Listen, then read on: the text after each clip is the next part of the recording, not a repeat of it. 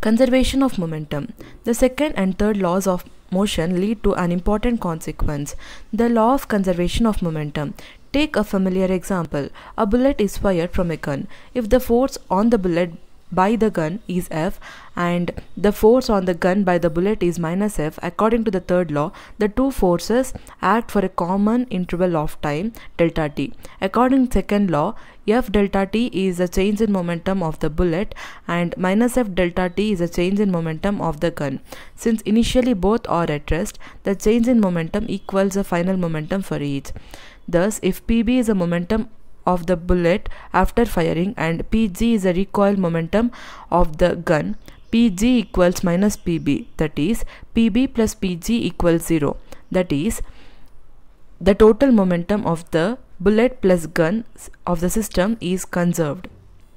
Thus, in an isolated system, that is a system with no external force, mutual forces between pairs of the particles in the system can cause momentum change in individual particles, but since the mutual forces for each pair is equal and opposite, the momentum changes cancel in pairs and the total momentum remains unchanged.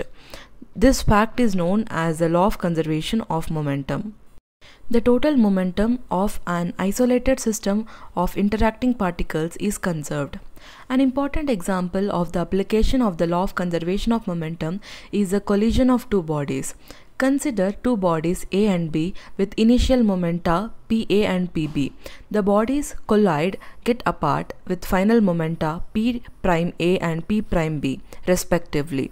By the second law, FAB into delta T equals P' A minus P' PA and FBA delta T equals P' B minus PB, where we have taken a common interval of time for both forces, that is, the time for which the two bodies are in contact.